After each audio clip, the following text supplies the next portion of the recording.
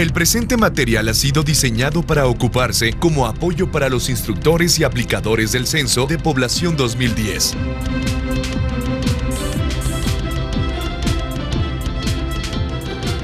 Es muy importante la labor que realizan quienes adquieren la información de lo que será la base estadística de nuestro país.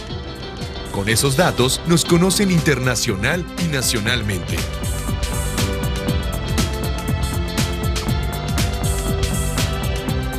Con base en ello, se toman las medidas correspondientes, se elaboran las leyes y normas, se brindan los servicios.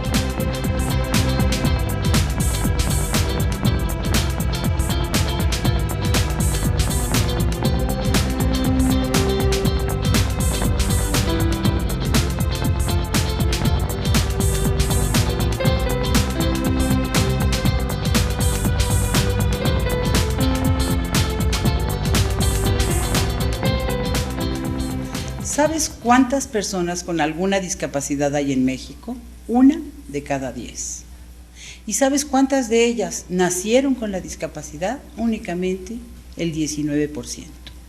Esto quiere decir que el 81% adquirió la discapacidad en el camino de la vida, ya sea por un accidente, por una enfermedad, por vejez. Hay múltiples causas, pero nadie tenemos garantía de que no nos toque. La Ley General de Personas con Discapacidad no inventa ningún derecho nuevo, únicamente busca los mecanismos para que se respeten los derechos humanos de las personas con discapacidad. El problema es que aún habiendo una ley, si no se aplica, no sirve de nada.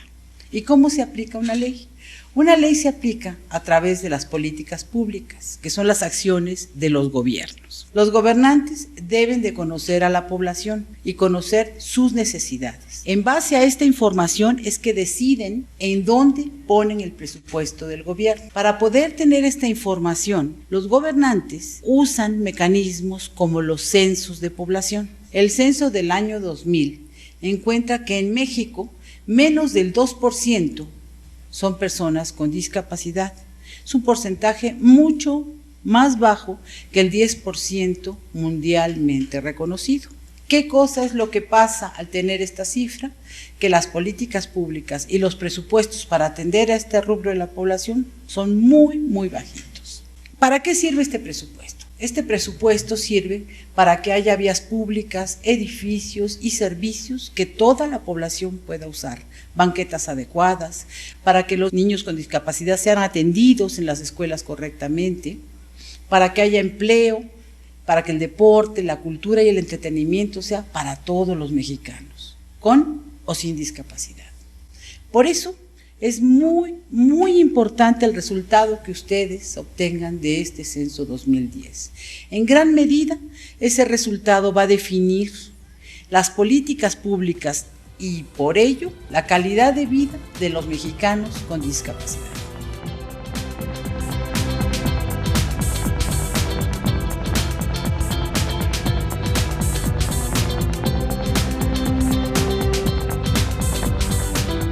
En materia de discapacidad se tiene que ser muy cuidadoso, pues es un punto especialmente sensible en nuestra población. Las estadísticas de México, en contraste con las de otros países, desconciertan. Hay países desarrollados con un porcentaje de personas con discapacidad con más de 10 veces que México, y también hay países en desarrollo parecidos al nuestro que cuadruplican la cifra con respecto a nosotros. También unos pocos reportan una cantidad menor, pero México aparece entre los más bajos a nivel internacional.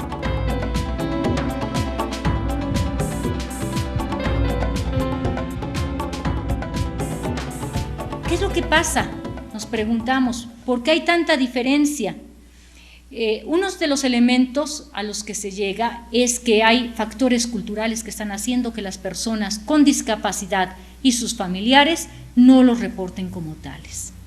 ¿Qué factores culturales? Uno es que todavía un alto porcentaje de la población considera que una discapacidad es un castigo divino. Esto es, ha sido un castigo por haber realizado algo inadecuadamente. También está presente en otros casos un sentimiento de culpa o remordimientos, al pensar que ha sido responsable de que su familiar tenga tal o cual discapacidad o que se haya accidentado o enfermado por algún posible descuido suyo, alguna mala decisión.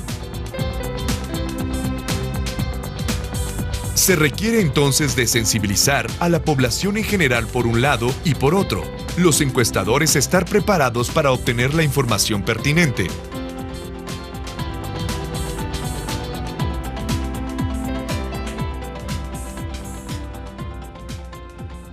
Por otro lado, cuando asistimos a registrar, ya levantando el censo, es muy probable que nos abra una persona con discapacidad, porque precisamente se ha quedado en la casa. Si la persona que nos abre se encuentra en silla de ruedas o es una persona de baja talla, lo correcto sería sentarnos o ponernos a su nivel con objeto de que no se sienta que alguien viene a imponer algo desde arriba. Si es una persona que tiene dificultades para escucharnos, en lugar de levantar la voz y hacerla más fuerte, que probablemente parezca que estamos gritándole, tenemos que mirarla de frente, vocalizar, esto es hablar un poco más despacio y más pronunciado para que pueda apoyarse en la lectura labial.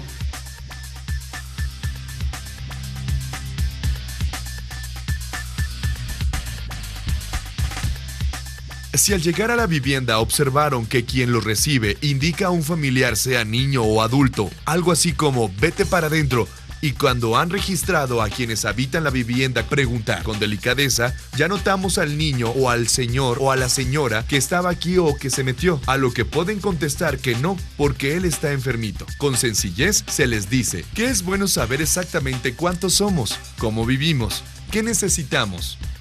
De igual manera, les queremos hacer ver que, si bien no podemos cambiar las preguntas, sí podemos lograr la confianza para que nos reporten verdaderamente cuál es la situación. Lo que queremos saber es la realidad.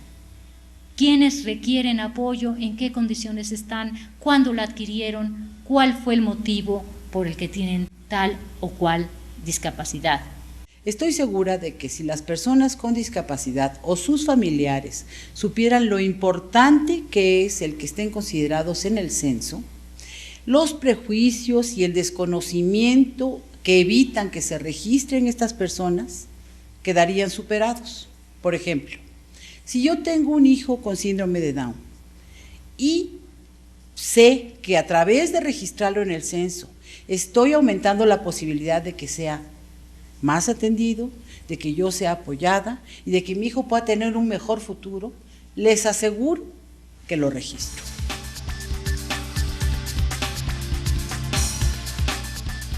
Con cifras más reales, se darán respuestas realistas, que den resultados benéficos para las personas con discapacidad y en general para todos los mexicanos. Tendremos un México en el que todos contemos.